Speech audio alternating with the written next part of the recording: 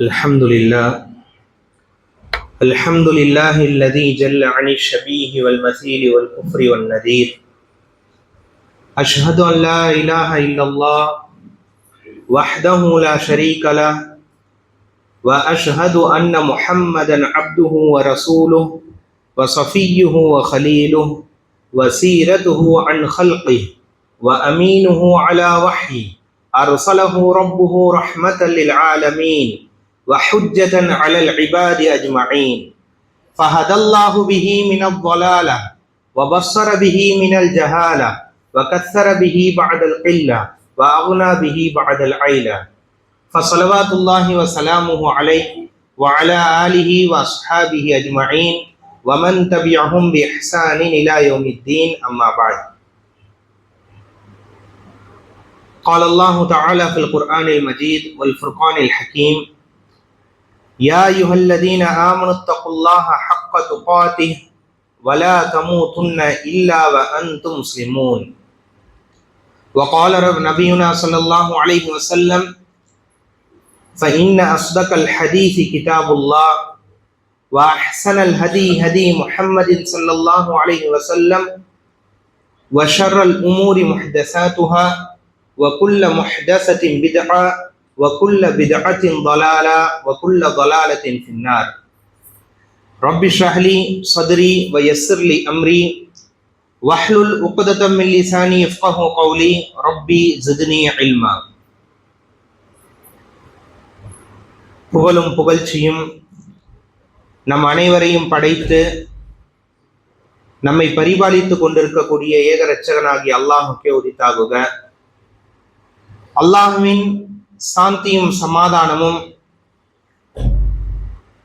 இந்த உலகத்திற்கே நேரிய வழிகாட்டியாகவும் சீரிய முன்மாதிரியாகவும் திகழ்ந்த உத்தம தூதர் நபிகள் நாயகம் ஸல்லல்லாஹு அலைஹி வஸல்லம் அவர்களின் மீதும், அன்னாரை அடிப்பிறலாமல் பின்பற்றிய சஹாபாக்கள், சஹாபிய பெண்மணிகள், இன்னும் அவர்களை தொடர்ந்து வந்த அனைத்து நல்லடியார்களின் மீதும், குறிப்பாக அல்லாஹு தாலா நம் மீது கடமையாக்கிய இந்த ஜும்ஆ எனும் கடமையை உரிய நேரத்திலே நிறைவேற்ற வேண்டும் என்பதற்காக இங்கு அமர்ந்திருக்கக்கூடிய நம் அனைவரின் மீதும் அவனுடைய அருளும் அன்பும் கருணையும் என்றென்றும் பரிபூர்ணமாக நிலவட்டுமாக. அன்பிற்குரிய அல்லாஹ்வினுடைய நல்லடியார்களே,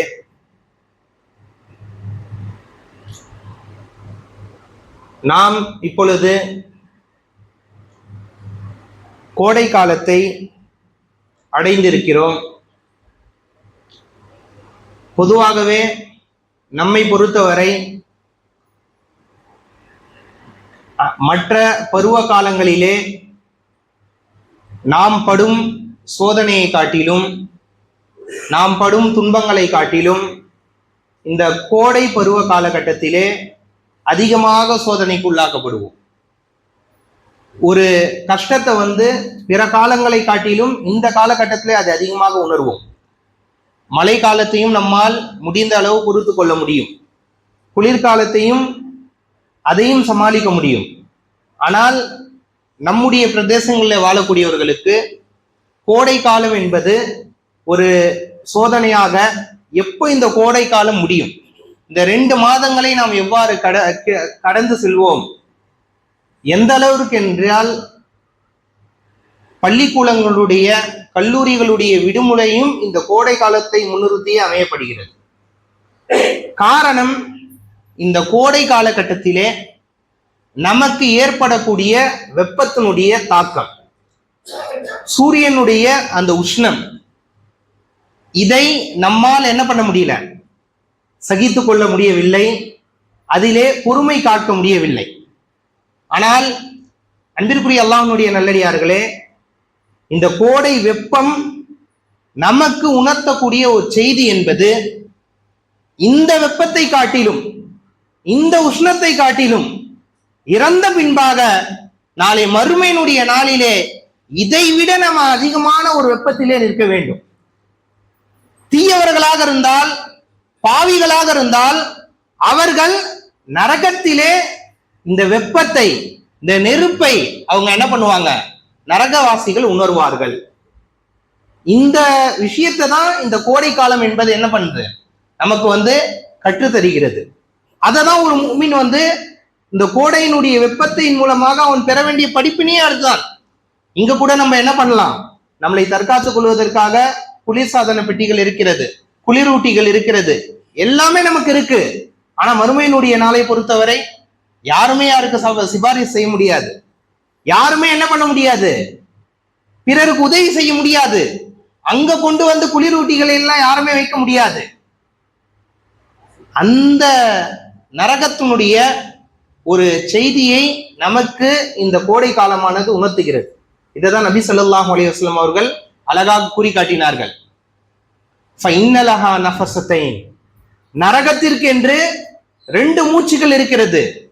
அதிலே ஒன்று நஃப்ஸத்துன் ஃபிஸ்ஸைஃப், கோடை காலகட்டத்திலே நீங்கள் உணர்கிறீர்களே கடுமையான வெப்பம், அந்த கடுமையான வெப்பமும் கூட நரகத்தினுடைய ஒரு மூச்சு காற்று என்பதாக நபிகள் நாயகம் ஸல்லல்லாஹு அலைஹி வஸல்லம் அவர்கள் கூறி காட்டினார்கள். சற்று சிந்தித்து பாருங்கள், நரகத்தினுடைய ஒரு மூச்சு காற்று, அதை தான் நபி ஸல்லல்லாஹு அலைஹி வஸல்லம் குறிப்பிட்டார்கள். நஃப்ஸத்துன், நஃப்ஸத்துன் அப்படின்னு சொன்னா ஒரே ஒரு மூச்சு காற்று, ஒரே ஒரு மூச்சு காற்றினால் இத்தனை நபர்கள் அவதிக்குள்ளாகிறார்கள் என்று சொன்னால், நரகத்திலே ஒரு மனிதன் சென்றால், நரகத்திலே ஒரு மனிதன் விழுந்தால் அவனுடைய நிலைமை என்ன ஆகும், எந்த அளவுக்கு அவனுடைய சோதனைகள் இருக்கும், எந்த அளவுக்கு அவனுக்கு துன்பங்கள் இருக்கும். அன்பிற்குரிய அல்லாஹ்வுடைய நல்லடியார்களே, ஏன் அல்லாஹு தாலா மனிதர்களை தண்டிப்பதற்காக இந்த உலகத்திலே என்ன பண்ண முடியாது, ஒரு மனிதன் 100 கொலை செஞ்சான்னு சொன்னா அவனை என்ன பண்ண முடியாது, அதுக்கு ஏத்த தண்டனையை கொடுக்க முடியாது. 100 முறை அவனுடைய உயிரை என்ன பண்ண முடியாது, வாங்க முடியாது. அதற்கு தான் மறுமை நாள் என்பது இருக்கிறது. அப்படிப்பட்ட அநியாயக்காரர்களுக்கு, அப்படிப்பட்ட குற்றவாளிகளுக்கு நரகத்தினுடைய தண்டனை இருக்கு.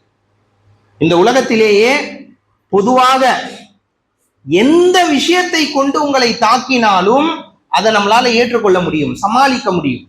ஆனால் நெருப்பை கொண்டு நம்மை தாக்கினால் சமாளிக்க முடியாது, அதை நம்மால் என்ன பண்ண முடியாது, பொறுத்து கொள்ளவே முடியாது. அததான் அல்லாஹு தாலா நரகத்தையே ஒரு மனிதனுக்கு என்ன பண்ணியிருக்கான், உச்சபட்ச தண்டனையாக ஆக்கி வைத்திருக்கிறான். மறுமை நாளுடைய அந்த நிகழ்வை குறித்து நபிகள் நாயகம் ஸல்லல்லாஹு அலைஹி வஸல்லம் அவர்கள் வர்ணிக்கும் போது அழகாக வர்ணித்து காட்டியிருக்கிறார்கள். நம்ம இப்போ கொஞ்ச நேரம் அங்கிருந்து திருவொற்றியூர்ல இருந்து உங்க பகுதிக்கு வர்றதுதான், அந்த நேரத்துல வரக்கூடிய அந்த வெயிலையே என்ன பண்ண முடியல, தாக்கு பிடிக்க முடியவில்லை. ஆனால் நாளை மறுமையினுடைய நாளிலே நம்முடைய 1 மைல் அளவுக்கு சூரியன் கொண்டு வரும். பல லட்சம் கிலோமீட்டருக்கு அப்பால் சூரியன் இருக்கிறது. அதனுடைய உஷ்ணத்தையே நம்முடைய தோள்கள் அங்கீகரிக்க மாட்டுது, ஏற்றுக்கொள்ள மாட்டுது. ஆனால் நாளை மறுமையினுடைய நாளை பொறுத்தவரை நாம் அனைவரும் சந்திக்க வேண்டியது என்ன விஷயம், நம்முடைய 1 மைலுக்கு மேல சூரியனானது கொண்டு வரப்படும். இது எல்லாமே முடிந்த பின்பு பாவிகளுடைய நிலை என்பது நரகம்தான். இன்னல் ஜப்பார ஃபி ஜஹீம், நிச்சயமாக இன்னல் ஃபுஜ்ஜார ஃபி ஜஹீம், பாவிகள் எங்க இருப்பாங்கன்னு சொன்னா நரகத்திலே இருப்பார்கள். நரகத்தை பொறுத்த வரைக்கும் நம்மளுடைய கற்பனை எப்படி இருக்கு, நம்ம என்ன நினைக்கிறோம் நரகத்தை பொறுத்த வரைக்கும் சொன்னா ஒரு நெருப்பு, அப்படிதான் நம்ம நினைக்கிறோம். அன்பிற்குரிய அல்லாஹ்வுடைய நல்லடியார்களே, நரகம் என்பது எப்படின்னு சொன்னா முழுக்க முழுக்க அது நெருப்பாகவே இருக்கும். உதாரணமாக சொல்ல போனால், இப்ப நம்ம நெருப்பை தூரத்துல இருந்து பார்ப்போம், ஆனா நெருப்புக்குள்ள யாருமே போக மாட்டோம். நெருப்புக்குள்ள போவோமா, போனா மவுத்து மட்டும்தான். நரகம் என்பது முழுக்க முழுக்க நெருப்பாக இருக்கும். அதிலே ஒன்று, அவன் சென்று அடைந்தவன் தன்னை சூழ்ந்த நெருப்பை மட்டும்தான் காண்பான். அவன் நெருப்பில என்ன பண்ணியிருப்பான், மூழ்கடிக்கப்பட்டிருப்பான். இதுதான் நரகம் என்பது. அந்த நரகத்தினுடைய நிலையை கூறும்போது நபிகள் நாயகம் ஸல்லல்லாஹு அலைஹி வஸல்லம் அவர்கள் கூறி காட்டியிருக்கிறார்கள், எல்லா மனிதர்களும் இருப்பார்கள், எல்லா மனிதர்களும் இருப்பார்கள், பாவிகள் இருப்பார்கள், நல்லடியார்கள் இருப்பார்கள். மறுமையினுடைய நாளிலே ஆதம் அலைஹிஸ்ஸலாம் அவர்கள் முதல் கொண்டு கடைசி மனிதன் வரை அந்த இடத்துல இருப்பாங்க. எல்லாருமே தன்னை குறித்து கவலைப்பட்டு கொண்டு இருப்பார்கள். என்னுடைய நிலை என்ன, நான் சோனவாதியா நரகவாதியா என்று பல மனிதனுக்கு தன்னை பற்றியே ஒரு சிந்தனை இருக்கும். அங்கு பல்வேறுபட்ட காட்சிகள் இருக்கும். நமக்கு முன்னாடி பார்த்தோம்னு சொன்னா நட்சத்திரங்கள் இருக்காது. இதன் நுஜூமுன் குதரத், அந்த நட்சத்திரங்கள் அனைத்துமே அப்படியே கீழே கொட்டி போயிடும். சின்ன சின்னதா நட்சத்திரங்கள் கொட்டி போயிடும். வானம் பிளக்கப்பட்டிருக்கும். பூமி நம்ம பார்த்த பூமியா இருக்கவே இருக்காது. இது மாதிரி ஒரு மனிதன் வியந்து கொண்டு அந்த மறுமையினுடைய நிகழ்விலே அவன் பார்ப்பான். சூரியன் வந்து பார்த்தா அவ்வளவு கிட்ட இருக்கும், வேர்வை வந்து கொண்டே இருக்கும். நரகம் எப்படி தெரியுமா இருக்கும்? நபிகள் நாயகம் ஸல்லல்லாஹு அலைஹி வஸல்லம் அவர்கள் வர்ணித்து காட்டினார்கள். இந்த நிலையில அல்லாஹு தாலா நரகத்தை கொண்டு வருவான். 70,000 சங்கிலிகள் இருக்கும். ஒவ்வொரு சங்கிலியையும் 70,000 மலக்குமார்கள் இழுத்து கொண்டு வருவார்கள். நரகம் என்பது அந்த சமயத்திலே பேசும். இந்த உலகத்துலதான் சில பொருட்கள் வந்து பேசாது. ஆனா மறுமையை பொறுத்தவரை நம்முடைய கரம் பேசும், நம்முடைய கால்கள் பேசும், நம்முடைய கண்கள் நாம் செய்த தவறை சுட்டி காட்டும். வாய்க்கு மட்டும் அல்லாஹ் தாலா சீல் வைப்பான், மற்ற அனைத்தும் பேசும். அவ்வாறு நரகமும் பேசும். நரகத்துடைய அந்த பேச்சு எப்படி தெரியுமா இருக்கும்? நரகம் கூவி கூவி அழைக்குமாம், ஐனல் ஜப்பாரூன், இந்த உலகத்திலே நான் தான் சொல்லிட்டு இருந்தவர்கள் எங்கே?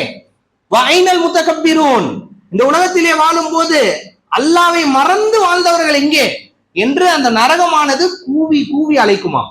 காட்சியை கொஞ்சம் மனசுல கொண்டு வந்து பாருங்க. மறுமையில இப்படிலாம் மனுஷன் இருக்கும் போது நரகத்தை அல்லாஹ் இப்படிதான் கொண்டு வருவோம். நரகத்தினுடைய நிலை இப்படிதான் இருக்கும். அந்த நரகத்திலே பாவிகள் போடப்பட்ட பின்பாக அவருடைய தோள்கள் எல்லாமே பொசுக்கப்பட்டு விடும். அல்லாஹ் தாலா என்ன பண்ணுவான்னு சொன்னா, திரும்பிய நீ என்ன பண்ணும், இந்த தண்டனையுடைய சுவையை உணர்ந்து கொள்ளே இருக்க வேண்டும் என்பதற்காக பத்தல்னா ஜுலூதஹும் கைரஹா, நம்ம என்ன பண்ணுவோம், அவருடைய தோள்களை மாற்றிக்கொண்டே இருப்போம். அந்த நரகத்தினுடைய வேதனை என்பது அவனுக்கு தொடர்ச்சியாக இருந்து கொண்டே இருக்கும். அந்த நரகத்தினுடைய நிலையிலே அந்த மனிதன் வந்து சாவும் மாட்டான், வாழவும் மாட்டான். அததான் அல்லாஹ் பல்வேறு வசனங்களிலே குறி காட்டியிருக்கிறான். ஒரு கட்டத்திலே மனிதனுக்கு தாகம் அடிக்குமா, அவன் கேட்பான், எனக்கு என்ன வேணும், தண்ணி வேணும்னு சொல்லிட்டு. தண்ணியானது மனிதனுக்கு கொடுக்கப்படும். குர்ஆன்ல மொத்தம் அல்லாஹு தாலா 77 இடங்களிலே ஜஹன்னம் நரகம் என்ற வார்த்தையை பயன்படுத்தி இருக்கிறான். நார் நெருப்பு என்ற வார்த்தையை 145 இடங்களிலே அல்லாஹு தாலா பயன்படுத்தி இருக்கிறான். இந்த எல்லா இடங்களிலும் அல்லாஹு தாலா நரகத்தை குறித்து குர்ஆனிலே அல்லாஹு தாலா கூறியிருக்கிறான், வெளிப்படையாக கூறியிருக்கிறான். அதிலே அல்லாஹு தாலா கூறும்போது அந்த தண்ணி எப்படி இருக்கும், நரகவாதிகள் உட்கொள்ளக்கூடிய அந்த தண்ணீர் எப்படி இருக்கும் சொல்லும் போது அல்லாஹு தாலா பல இடங்களிலே கூறுகிறான். சூரத்து முஹம்மதுல அல்லாஹு தாலா சொல்லி காட்டுறான், அவர்களுக்கு வந்து தண்ணீர் கொடுக்கப்படும். அதை அவர்கள் குடித்த உடனே அவர்களுடைய குடல்கள் அவ்வாறாகவே துண்டு துண்டாக ஆகிவிடும். ஒரு வெட்டுல 2வது இல்ல, அதை குடிச்சோனவே ஒரு பீஸ் ஆயிடும் அந்த நரகவாதிகளுடைய குடல்கள். இந்த அளவுக்கு அந்த தண்ணீருடைய உஷ்ணம் இருக்கும். ஏற்கனவே அவன் நெருப்புல உஷ்ணத்துலதான் இருப்பான். இன்னும் அவனுக்கு எப்படிப்பட்டது கொடுக்கப்படும்? மீண்டும் அவனுடைய சோதனை துன்பத்தை அதிகரிப்பதற்காகவே அப்படிப்பட்ட தண்ணீரானது அவனுக்கு வழங்கப்படும். 2வது வகையை அல்லாஹு தாலா சூரத்துல் கஹ்ஃப்ல சொல்றான், அவர்களுக்கு யுஸ்கா மின் மாஇன் கல் முஹ்லி யஸ்வில் உஜூஹ், அவர்களுக்கு இரும்பை உருக்கியதை போன்று கடினமான கெட்டித்தன்மை கொண்ட தண்ணி அவர்களுக்கு கொடுக்கப்படும். அந்த தண்ணியினுடைய சூடு எப்படி இருக்கும் சொன்னா, அதை பார்த்த உடனே, அவர்களுக்கு வழங்கப்பட்ட உடனே யஸ்வில் உஜூஹ், அவருடைய முகங்கள் அனைத்துமே கருகி போய்விடும். அது மாதிரி தண்ணி. அடுத்து அல்லாஹு தாலா மற்ற இடங்களிலே சொல்லி காட்டியிருக்கிறான், மிம்மாஇன் சதீத், 3வது வகை அல்லாஹு தாலா சொல்றான், அவர்களுக்கு சீலாலான தண்ணி தரப்படும். அந்த மனிதர்களுக்கு சீலாலான தண்ணியை அல்லாஹு தாலா நாளை நரகத்திலே தருகிறார். நரகவாதிகளுடைய தண்ணியே இப்படி. நரகத்தினுடைய ஆழத்தை குறித்து அகலத்தை குறித்து அல்லாஹு தாலா சொல்லும் போது ஒரு வசனத்திலே அல்லாஹு தாலா மிக தெளிவாக விளக்கி காட்டுவான். இந்த உலகத்தினுடைய அனைத்து பாவிகளையும் நரகத்திலே போடப்படும். எல்லா பாவிகள், ஆதம் அலைஹிஸ்ஸலாம் முதல் கொண்டு இறுதி மனிதன் வரை வரக்கூடிய சமயத்தில் இருக்கக்கூடிய அநியாயக்காரர்கள், பாவிகள், காபிர்கள் அனைவரையும் நரகத்திலே போடப்படும். 2வது கெட்ட ஜின்கள், அவர்களையும் நரகத்திலே போடப்படும். ஷைத்தானையும் நரகத்திலே போடப்படும். இன்னும் அவர்கள் வணங்கி கொண்டிருந்த சிலைகள், கற்கள், எதையெல்லாம் இந்த மனிதர்கள் அல்லாவை அன்றி வணங்கினார்களோ அனைத்தையும் நரகத்திலே போடப்பட்டு அல்லாஹு தாலா கேட்பானாம், அலிம் தலதி, நரகமே உனக்கு போதுமா? யோசிச்சு பாருங்க, எத்தனை பில்லியன் இருப்பாங்க, எத்தனை பேர் இருப்பாங்க. நம்மை விடுங்க, நம்மை காட்டிலும் ஜின் வர்க்கம் என்பது பெரிய வர்க்கம். அதுல இருக்க அநியாயக்காரர்களையும் போடுவார்கள், ஷைத்தான்களையும் போடுவார்கள். அதை வணங்கி அனைத்தையும் அல்லாஹு தாலா போட்டு விடுவான். போடப்பட்ட பின்பு அல்லாஹு தாலா கேட்பான், அலிம் தலதி, நரகமே நிரம்பி விட்டாயா, போதுமா உனக்கு, வயிறு ரொம்பிச்சா கேட்டா நரகம் சொல்லுமாம், அல்மின் மசீத், அல்லாஹ் எனக்கு 10ல உன்னை யாராவது இருக்காங்களா சொல்லிட்டு. இதான் நரகத்தினுடைய அகலம், இதான் நரகத்தினுடைய ஆழம். அந்த அளவிற்கு நரகம் என்பது மிகவும் மோசமானது, நரகம் என்பது ரொம்ப ரொம்ப ஆபத்தானது. அதனால்தான் நபிகள் நாயகம் ஸல்லல்லாஹு அலைஹி வஸல்லம் அவர்கள் அனைவரையும் அழைத்து கூறி காட்டினார்கள். சஃபா மலையின் மீது ஏறி அனைவரையும் அழைத்து கூறி, தன்னுடைய மகளையும் அழைத்து கூறி காட்டினார்கள். பாத்திமாவே, இந்த உலகத்திலே நீ என்ன பண்ணு, என்ன வேணாலும் கேட்டுக்கோ, நான் உனக்கு எதை வேணா தந்துருவேன். ஆனா நாளைக்கு மறுமையினுடைய நாள்ல நரகத்தை விட்டு உன்னை என்னால் பாதுகாக்க முடியாது, என்னால் என்ன பண்ண முடியாது, பாதுகாக்கவே முடியாது. ஒவ்வொரு நபி தோழர்களும் அதை தான் அஞ்சினாங்க. ஹப்பாப் இப்னு அரத் ரலியல்லாஹு தஆலா அவர்கள் எப்படிப்பட்ட ஒரு நபி தோழர், மிகப்பெரிய தியாகி. நம்மளாம் எதுவுமே செய்யல, இஸ்லாத்துக்காக என்ன செஞ்சிருக்கோம், நம்ம எதுவுமே நம்ம செய்யல. ஆனால் அவர்கள் இஸ்லாமிய மார்க்கத்தை ஏற்றுக்கொண்டதற்காக அடிக்கப்பட்டார்கள், உதைக்கப்பட்டார்கள். எந்த அளவுக்கு? உமர் ரலியல்லாஹு தஆலா அவர்கள் ஹப்பாப் இப்னு அரத் ரலியல்லாஹு தஆலா அவர்களை அவங்களுடைய ஆட்சி காலகட்டத்திலே அழைக்கிறார்கள். அழைத்து உங்களுடைய முதுக காட்டுங்கன்னு சொல்றாங்க. காட்ட மாட்டாங்க, காட்டுங்கன்னு சொல்றாங்க. அமீருல் முஃமினுடைய கட்டளை நீங்க காட்டிதான் ஆகணும்னு சொல்றாங்க. தன்னுடைய முதுகை திறந்து காட்டுகிறார்கள். முதுகிலே சதைகள் இல்லாமல் எலும்புகள் தெரிகிறது. உமர் ரலியல்லாஹு தஆலா அவர்கள் அழுகுறாங்க, அழுந்து சொல்றாங்க, இது எப்படி ஏற்பட்டது அப்படின்னு சொன்னவே வர்ணிக்கிறாங்க. மக்கால இருக்கும் போது அந்த பெண்மணி என்ன அடிப்பாங்க, இஸ்லாத்தை ஏத்துக்கிறதுக்காக அடிப்பாங்க. ஒரு கட்டத்துல என்ன கொடுமை பண்றதுக்காக அந்த சுடப்பட்ட இரும்பை எத்துன்னு என்ன பண்ணுவாங்கன்னா என்னுடைய முதுகுல அடிப்பாங்க. அதுவும் அவங்களுக்கு பத்தாது, நெருப்பு கங்குகளை என்னுடைய உடம்புல போட்டுட்டு போயிடுவாங்க. அந்த நெருப்பு கங்குகளை எது அணைக்கும்னு சொன்னா என்னுடைய கொழுப்பானது உருகி உருகி அந்த நெருப்பு கங்குகளை அணைக்கும். இந்த அளவுக்கு இஸ்லாமிய மார்க்கத்திற்காக கஷ்டப்பட்டவர், சிரமப்பட்டவர். அவருடைய இறுதி காலகட்டத்துல அவர் பயந்ததே அதுதான், அல்லாஹ் என்ன நரகத்துல போடாம விட்டுருவானா, நான் அல்லாஹு தாலா கிட்ட பாதுகாப்பு பெறுவேனா என்றுதான் அவர்கள் சிந்தித்தார்கள். ஆனா நம்முடைய நிலை என்ன? நம்ம ஏதாவது யோசிக்கிறோமா? நரகத்தை குறித்த ஒரு சிந்தனை இருக்கா? எவ்வளவு பாவங்களை நாம் மேற்கொள்கிறோம் சற்று யோசித்து பாருங்கள். அவர்களுக்கு தெரியும், காலை எழுந்தது முதல் இரவு தூங்கும் வரை முதல்ல 5 நேர தொழுகைகளை சரியாக தொழுபவர்களே மிகவும் குறைவானவர்கள். அப்படி தொழக்கூடியவர்கள் கிட்டே எடுத்து பார்த்துக்கிட்டோம்னு சொன்னா அந்த தொழுகையிலையும் பல குறை இருக்கும். முழுமையாக என்கிட்ட எந்த ஒரு வசுவாசம் இல்லாம நான் பக்காவா தொழுந்தேன்னு சொல்றவர்கள் அது அல்லாஹ் யாருக்கு நாடுறானோ அவங்களுக்கு மட்டும்தான். மற்றபடி பல குறைகள், பல பாவங்கள், அதையெல்லாம் தாண்டி ஹராமான வியாபாரம், ஹராமான விஷயம், புறம், பொய் பேசுதல், அவதூறு போடுதல் சொல்லிட்டு நம்முடைய வாழ்க்கை சென்று கொண்டே இருக்கிறது. சற்று யோசித்து, சற்று நிதானமாக நின்று திரும்பி பார்த்து, இதையெல்லாம் நான் மேற்கொள்கிறேனே, இதற்கு தண்டனை என்று அல்லாஹு தாலா நரகத்தை வைத்திருக்கிறானே, இந்த சாதாரண கோடையினுடைய வெயிலையே என்னால் தாங்க முடியவில்லையே, நாளை இப்படிப்பட்ட ஒரு நரகத்திற்கு நான் போடப்பட்டால் என்னுடைய நிலைமை என்ன என்பதை சற்றாவது நாம் சிந்தித்து இருக்கிறோமா? கொஞ்சமாவது நம்ம யோசித்து பார்த்து இருக்கிறோமா? அன்பிற்குரிய அல்லாஹ்வுடைய நல்லடியார்களே, நாம் சற்று சிந்திக்க வேண்டும். நம்முடைய வாழ்க்கையை நாம் திருப்பி பார்க்க வேண்டும். இதைதான் இந்த கோடை காலமானது உணர்த்துகிறது. நாம் வெறும் தொழுகையை மட்டும் வைத்துக் கொண்டு மட்டுமே இந்த நரகத்தை விட்டு தப்பிவிட முடியாது. அப்படின்னா நபி ஸல்லல்லாஹு அலைஹி வஸல்லம் அவர்கள் 5 நேர தொழுகையோடு நிப்பாட்டி இருப்பாங்க. அவர்களே வாழ்நாள் முழுவதும் தஹஜ்ஜத்தை தொழுந்தார்கள், முன்பின் சுன்னத்துகளை தொழுதார்கள், நிறைய தர்மங்களை மேற்கொண்டார்கள். சஹாபாக்கள் விழுந்து விழுந்து தொழக்கூடியவர்களாக இருந்தார்கள். அப்படி இருக்கையில் நம்ம மட்டும் நான் தப்பிச்சிடுவேன், நான் எவ்வளவோ பண்ணின்னு தான் இருக்கிறேன், மற்றவங்க எல்லாம் பாரு எப்படி இருக்கான், நான் எவ்வளவோ பரவாயில்லன்னு சொல்லிட்டு நம்மை நாம் தேர்த்தி கொண்டு இந்த உலகத்திலே வாழ்ந்தோம் என்று சொன்னால் நாளை நாம் அந்த நரகத்தை சந்திக்க வேண்டிய ஒரு மோசமான நிலை வந்துடும். ஒரு நாள் கூட நம்மளால அங்க தாங்க முடியாது. ஏன் ஒரு நிமிடம் கூட அதிலே நம்மால் இருக்க முடியாது. யாராவது இந்த உலகத்துல நான் வந்து 30 செகண்ட் நரகத்துல நெருப்புல வந்து நின்றுட்டு வருவேன்னு சொல்ல முடியுமா? அல்ல முக்கி எடுப்பாங்க. எப்படி ஸ்விம்மிங் பூல்ல போய் தண்ணியில நம்ம வந்து முக்கி அணிச்சு வரோமோ அது மாதிரி நரகத்திலே நாம் வந்து மூழ்கடிக்கப்படுவோம். அதிலே ஒருவர் கூற முடியுமா என்னால் இருக்க முடியும்னு சொல்லிட்டு? பாவிகளாக முஸ்லிம்கள் இருந்தால் அவர்களுக்கும் நரகம்தான். அவருடைய பாவங்கள் போக்கப்படும் வரை, அவர்கள் செய்த குற்றத்திற்கான தண்டனையை அனுபவிக்கும் வரை அவர்கள் என்ன பண்ணுவாங்க? நரகத்திலே இருத்தப்பட்டு இறுதியிலே சொர்க்கத்திற்கு அனுப்பப்படுவார்கள். ஆக அன்பிற்குரிய அல்லாஹ்வுடைய நல்லடியார்களே, அல்லாஹ் நம்ம அனைவரையும் பாதுகாக்க வேண்டும். இந்த நிலையை விட்டு அல்லாஹு தாலா நம்மை கண்டிப்பாக காப்பாற்ற வேண்டும்.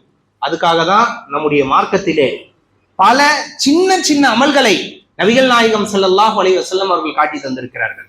வெறும் நம்ம என்ன பண்றோம்? தொழுகையோடு நிப்பாட்டிக்கிறோம். அதை விட்டா வேற எதுவுமே இல்லை.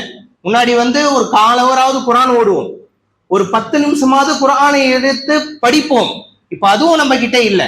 ஆனால் அன்பிற்குரிய அல்லாஹ்வுடைய நல்லடியார்களே, இவை அனைத்தையும் தாண்டி நபி ஸல்லல்லாஹு அலைஹி வஸல்லம் அவர்கள் சில சிறிய அமல்களை கற்றுக் கொடுத்திருக்கிறார்கள். அதை நாம் தொடர்ந்து வாழ்க்கையிலே மேற்கொள்ள வேண்டும். அவ்வாறு நாம் மேற்கொண்டோம் என்று சொன்னால் நிறைய நன்மைகளை பெற்று சொர்க்கவாதியாக அல்லாஹு தாலாவுடைய மன்னிப்பை பெற்று அவனுடைய அருளின் காரணமாக நுழைவதற்கு மிகப்பெரிய வாய்ப்புகள் இருக்கிறது. அதுல ரொம்ப முக்கியமான ஒரு அமல் என்னன்னு சொன்னா, ஒவ்வொரு தொழுகைக்கு பின்னாலும் ஆயத்துல் குர்சியை ஓதுவது. ஒவ்வொரு தொழுகைக்கு பின்னால் ஆயத்துல் குர்சியை ஓதுவது. நம்மளுடைய நிலைமை என்ன? சலாம், ஒரு சலாம் இங்க, 2வது சலாம் எங்க தான்? வீட்டுல தான் இருக்கும், இல்ல வெளியில தான் இருக்கும். பள்ளி வாசலுக்குள்ள மட்டும் இருக்க மாட்டோம், வேற எல்லா இடத்துலயும் இருப்போம். ஆனால் நாம் நின்று நிதானமாக தொழுந்து முடித்த பின் இந்த ஆயத்துல் குர்சி எல்லாருக்குமே தெரியும். இதை நாம் தொடர்ந்து ஓதினோம் என்று சொன்னால் நபிகள் நாயகம் ஸல்லல்லாஹு அலைஹி வஸல்லம் அவர்கள் கூறி காட்டினார்கள், மன் கரஅ துப்ர குல்லி ஸலாத்தின் ஆயத்துல் குர்சி லம் யம்னஹு மின் துஹூலில் ஜன்னah இல்லல் மௌத். எவர் ஒருவர் தொடர்ந்து ஒவ்வொரு தொழுகைக்கு பின்பாகவும் ஆயத்துல் குர்சியை ஓதிக்கொண்டே வருகிறார்களோ அவர் சுவனம் நுழைவதற்கு மரணம் மட்டும்தான் தடைன்னு சொன்னார். மனுஷன் என்ன கிடைக்கும்? சுவனம் என்பதாக நபி ஸல்லல்லாஹு அலைஹி வஸல்லம் அவர்கள் கூறி காட்டினார்கள். எவ்வளவு பெரிய ஒரு பாக்கியம் பாருங்க. வெறும் நாவால ஓத வேண்டும். நம் அனைவருக்குமே மனப்பாடத்தில் இருக்கக்கூடிய ஒரு வசனம் தான். இதை நாம் பல இடங்களிலே நாம் கேள்விப்பட்டிருப்போம். ஆனா ஓதி வரோமா? தொடர்ந்து அமல் செய்யணும். அதே போன்றுதான் நபிகள் நாயகம் ஸல்லல்லாஹு அலைஹி வஸல்லம் அவர்கள் கூறி காட்டினார்கள், அல்ஹம்துலில்லாஹ் வ சுப்ஹானல்லாஹ். இந்த 2 திக்ரை பத்தி நபி ஸல்லல்லாஹு அலைஹி வஸல்லம் சொல்லும்போது, இன்னல் ஹம்தலில்லாஹ் தம்லஉல் மீசான். ஒருவர் அல்ஹம்துலில்லாஹ் என்று கூறினால் மீசான் தட்டினுடைய கனமானது மிகைத்துவிடும். மீசான் தட்டு முழுவதுமாக அவருக்கு என்ன கிடைக்கும்? நன்மை கிடைக்கும் என்பதாக கூறி காட்டினார்கள். மறுமையில வந்து சோனத்துக்கு போனோம்னா என்ன தேவை? உலகத்துல ஒரு விஷயத்துக்கு நம்ம உள்ள நுழையணும்னு சொன்னா காசு வேணும். காசு இல்லாம எதையும் வாங்க முடியாது, எங்கேயும் போக முடியாது, எதையும் விற்க முடியாது. அதே போன்றுதான் மறுமையினுடைய நாளிலே சுவனத்திலே நாம் நுழைய வேண்டும் என்று சொன்னால் நன்மைகள் தான் ரொம்ப முக்கியம். நன்மைகள் யாருக்கிட்ட அதிகமாக இருக்கிறதோ அவர் எங்க போயிடலாம்? சுவனத்திற்கு சென்று விடலாம். அப்படிப்பட்ட நன்மையை நமக்கு அதிகமாக பெற்றுத்தரக்கூடிய திக்ர் என்பது அல்ஹம்துலில்லாஹ். அல்ஹம்துலில்லாஹ் என்ற வார்த்தை மனதார, ஒரு மனதோடு, ஒரே சிந்தனையோடு அல்லாஹுக்கே எல்லா புகழும் என்ற அந்த தனிப்பட்ட அர்த்தத்தை உள்ளத்தில் ஏந்தியவர்களாக நாம் கூறினோம் என்று சொன்னால் மீசான் தராசு நிரம்பக்கூடிய அளவுக்கு நன்மைகளை அல்லாஹ் தான் தருகிறான். அடுத்து நபி ஸல்லல்லாஹு அலைஹி வஸல்லம் தொடர்ந்து சொன்னாங்க, இன்னல் ஹம்தலில்லாஹ் வ சுப்ஹானல்லாஹ். எவர் ஒருவர் அல்ஹம்துலில்லாஹ் சுப்ஹானல்லாஹ் என்ற திக்ரை நினைத்து கூறுகிறாரோ, முதல்ல தனியா சொல்றது. 2வது நபி ஸல்லல்லாஹு அலைஹி வஸல்லம் தொடர்ந்து சொன்னாங்க, சுப்ஹானல்லாஹ் என்ற திக்ரையும் அல்ஹம்துலில்லாஹ் என்ற திக்ரையும் இணைத்து எவர் கூறுவாரோ தம்லஆனி மா பைன ஸமாவாதி வல் அர்த். இந்த 2 திக்ருக்கான நன்மை என்பது வானம் பூமிக்கும் மத்தியில எவ்வளவு இடைவெளி இருக்கிறது, அந்த அளவுக்கு இடைவெளிகளுக்கு அவருக்கு நன்மை தரப்படும் என்பதாக நபி ஸல்லல்லாஹு அலைஹி வஸல்லம் அவர்கள் கூறி காட்டினார்கள். எவ்வளவு பெரிய ஒரு விஷயம். சாதாரண நம்மளை பொறுத்தவரை எப்படிப்பட்டது இது? சாதாரண ஒரு விஷயம், ஒரு செகண்ட் ஆகாது, அரை செகண்ட் ஆகாது. ஆனால் இதை அல்லாஹ்வுக்காக, அல்லாஹ்வை புகழ வேண்டும் என்பதற்காக அர்த்தத்தை உணர்ந்து நாம் படித்தோம் சொன்னா நிறைய நன்மைகள் நமக்கு வந்து இருக்கிறது. 3வதாக நபி ஸல்லல்லாஹு அலைஹி வஸல்லம் அவர்கள் கூறி காட்டினார்கள், மன் கால லா ஹவுல வலா குவத்த இல்லா பில்லா, எவரொருவர் லா ஹவுல வலா குவத்த இல்லா பில்லா என்று கூறுகிறாரோ கன்சும் மின் குனூஸில் ஜன்னah, இது என்னன்னு சொன்னா சுவனத்தினுடைய புதையல்களிலிருந்து உள்ளது. சுவனத்தினுடைய புதையல்களிலிருந்து ஒன்று. சுவனத்தினுடைய புதையல்கள்னா என்ன? யார் இதை அதிகமாக உச்சரிப்பாரோ இதன் மூலமாக அல்லாஹு தஆலா சுவனத்திற்கு செல்வதற்கு உண்டான வாய்ப்புகள் இருக்கு. சுவனத்தினுடைய புதையல்களை கையில் வைத்துக் கொண்டிருந்தால் அதிலே நுழைவதற்கு உண்டான அதிகமான வாய்ப்புகள் நமக்கு இருக்கிறது. இதுதான் நபிகள் நாயகம் ஸல்லல்லாஹு அலைஹி வஸல்லம் அவர்கள் கூறி காட்டினார்கள். ஆக அன்பிற்குரிய அல்லாஹ்வுடைய நல்லடியார்களே, பெரியதாக நாம் செய்ய வேண்டும். ரொம்ப நான் என்ன பண்ணோம், பிராடா பண்ணோம், தஹஜ்ஜதே தொழுந்து கொண்டு இருக்க வேண்டும் என்பது மார்க்கத்திலே நபிகள் நாயகம் ஸல்லல்லாஹு அலைஹி வஸல்லம் அப்படிப்பட்ட ஒரு கடுமையை நமக்கு தரல. அதே மாதிரி எதுவுமே பண்ணக்கூடாது. 5 நேரம் தொழுந்தாலும் நான் முஸ்லிம்பா, அல்லாஹ் மன்னிச்சிடுவான், அல்லாஹ் கஃபூரு, அல்லாஹ் ரஹீமு, மன்னிக்க கூடியவன், அல்லாஹ் எப்படிப்பட்டவங்களெல்லாம் மன்னிச்சிருக்கான் தெரியுமா என்று வெறும் நம்மை நாமே தேர்த்தி கொண்டு செல்வதும் மார்க்கம் அல்ல. மாறாக மார்க்கம் என்பது நபி ஸல்லல்லாஹு அலைஹி வஸல்லம் அவர்கள் கூறி காட்டினார்கள். அறிஞர்களும் அதிகமாக சொல்லுவாங்க, இன்னல் ஈமான், ஈமான் என்றால் என்ன தெரியுமா, மா பைனல் ஹௌஃபி வல் ரஜா, ஆதரவும் இருக்க வேண்டும், அச்சமும் இருக்க வேண்டும். அல்லாஹ்வின் மீது என்ன இருக்கணும், அல்லாஹ் என்ன மன்னிப்பான் என்ற ஆதரவும் இருக்கணும். அதே மாதிரி நான் செய்யக்கூடிய பாவங்களுக்கு அல்லாஹ் என்னை தண்டிப்பான் என்ற பயமும் இருக்கணும். ரெண்டும் பேலன்ஸா இருக்கணும். அதே போன்ற மார்க்கத்திலே அமல்களை பொறுத்தவரை அமல்களை தொடர்ந்து செய்ய வேண்டும், அதிகமா செய்யணும்னு இல்லை. மார்க்கத்துல ஒரு அமலை நான் செய்தாலும் என்னுடைய வாழ்நாளிலே தொடர்ந்து செய்ய வேண்டும். அதன் மூலமாக அல்லாஹு தாலா நமக்கு நரகத்தை விட்டு விடுதலை தருவதற்கு உண்டான பல்வேறுபட்ட வாய்ப்புகள் இருக்கு. அல்லது சொன்ன இந்த முக்கியமான 3 அமல்களை நாம் ஒவ்வொருவரும் தொடர்ந்து செய்ய வேண்டும். முதல்ல ஆயத்துல் குர்சியை தொடர்ந்து ஓடணும். ஒவ்வொரு தொழுகைக்கு பின்பாக நேரம் கிடைக்கும் போதெல்லாம் அல்ஹம்துலில்லாஹ், சுப்ஹானல்லாஹ், லா ஹவுல வலா குவத்த இல்லா பில்லா என்பதை வெறும் பெயரளவுல சொல்லக்கூடாது. அதனுடைய அர்த்தத்தை உணரணும், அல்லாஹ்வை நினைவு கூறணும், இதனுடைய மகத்துவத்தை உணரணும். உணர்ந்து நாம் கூறக்கூடியவர்களாக ஆக வேண்டும். ஆக வல்லோன் அல்லாஹ் நல்ல அமல்களை மேற்கொண்டு உங்களையும் என்னையும் அந்த மறுமையினுடைய நாளிலே நரகத்திலிருந்து விடுவித்து சுவனத்திலே நுழைவிக்கக்கூடிய பாக்கியத்தை தந்தல் புரிவானாக. வாஹிர் தவானா அல்ஹம்துலில்லாஹி ரப்பில் ஆலமீன்.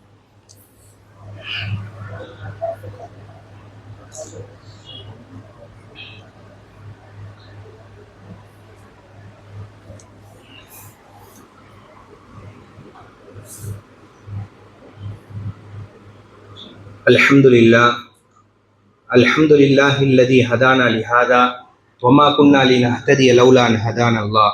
அஷ்ஹது அன் லா இலாஹா இல்லல்லாஹ் வஹ்தஹு லா ஷரீக லஹ் வ அஷ்ஹது அன்ன முஹம்மதன் அப்துஹு வ ரசூலுஹு. قال الله تعالى في القرآن المجيد والفرقان الحكيم إن الله وملائكته يصلون على النبي يا أيها الذين آمنوا صلوا عليه وسلموا تسليما. اللهم صل على محمد وعلى آل محمد كما صليت على إبراهيم وعلى آل إبراهيم إنك حميد مجيد. اللهم بارك على محمد وعلى آل محمد كما باركت على إبراهيم وعلى آل إبراهيم إنك حميد مجيد. ربنا آتنا في الدنيا حسنة وفي الآخرة حسنة وقنا عذاب النار. قال الله تعالى إن الله يأمركم بالعدل والإحسان وإيتاء ذي القربى وينهى عن الفحشاء والمنكر والبغي يعظكم لعلكم تذكرون. اذكروا الله يذكركم وادعوه يستجب لكم ولذكر الله أعلى وأجل وأتم وأكبر وأقيموا الصلاة.